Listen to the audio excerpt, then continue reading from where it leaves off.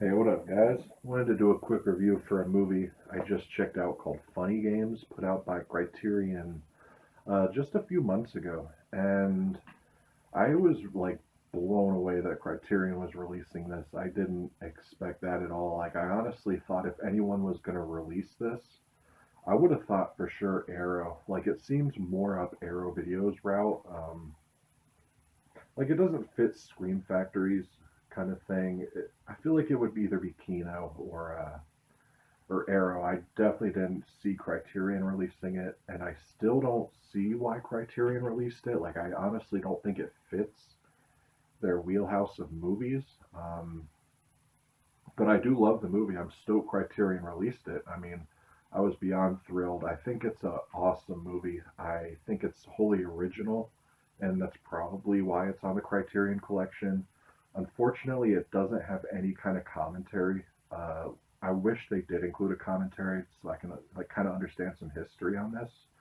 But this is a German film from 1997, and most people may know this from the American remake because this director came over and directed this shot for shot. So it's basically just like Gus Van Sant's Psycho, but it's kind of on like another level because the dude's refilming his whole entire movie just in English, like shot for shot with different people.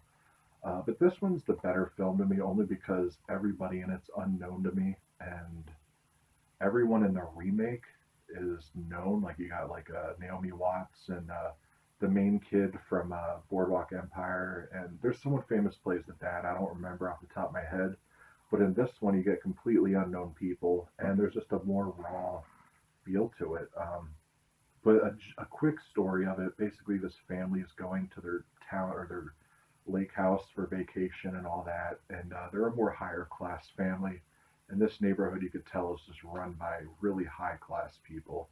And basically, like right off the bat, these two kids kind of must not really muscle their way in. They're like you could tell they're like rich, preppy kids, and they don't really look intimidating at all. But they basically come in like kind of like fooling the mom, trying to pretend to get eggs and all that. And yeah, they basically start kind of torturing this family. And basically, that's where the name Funny Games comes with. They're basically playing games with this family, and they bet them that they'll be dead by 9 a.m. in the morning. And yeah, some really crazy stuff ensues. Like, I don't want to really give anything away.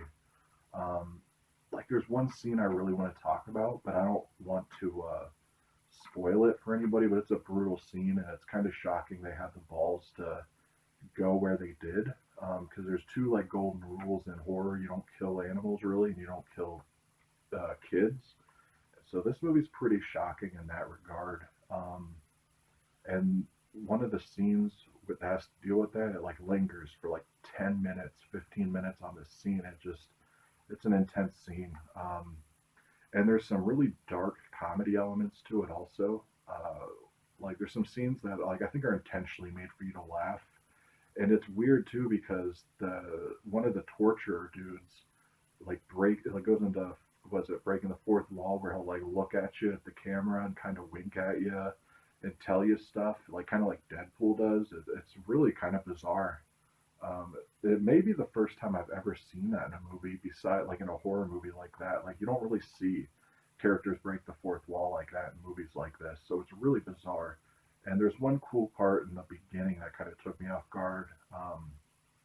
When the families go into the lake house, they're playing classical music and all that, and then all of a sudden, right when the title pops up for Funny Games, you just hear this brutal metal music, and it was pretty shocking. But I like that scene. It had really nothing to do with the movie, but it was a cool little thing in there that I noticed. But yeah, as far as this Blu-ray release goes, it looks beautiful on Blu-ray. Like the transfer looks stunning. I never saw the old DVD copy, so I don't really know how that looked, but this looks amazing.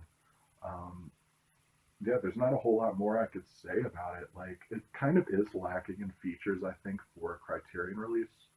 Like, I wish there was a commentary, but unfortunately there isn't. But this is a new 2K restoration, brand new interviews with the director and the actor Arno Frisch, and that's actually one of the guys that plays one of the killers. So it was cool. If I was wanted an interview from anybody, it would have been by that main killer. So I do appreciate that they include a new interview with him. And there's a new interview with film historian Alexander Horwath, and an old press conference that's like over an hour long from the 1997 Cannes Film Festival. So it was cool seeing that, and it's cool because a lot of people walked out on it because it was like so shocking or whatever. Um, yeah, and that's about it. So like I said, not a whole lot of features, but there's at least some, and yeah, it's just a cool movie and history to have. Like I'm a really big fan of it. It has a lot of rewatchability. And if you've never heard of it, definitely pick this up. Like maybe wait till November for the Criterion sale and definitely snatch it up. If you're a horror fan, like you definitely want this. Like besides Videodrome and Scanners, I would say this is the best horror release you can get from Criterion. At least my personal opinion. Um, There's a little booklet and stuff, but yeah, nothing more I could say about it. Funny games. Anyways, guys, peace.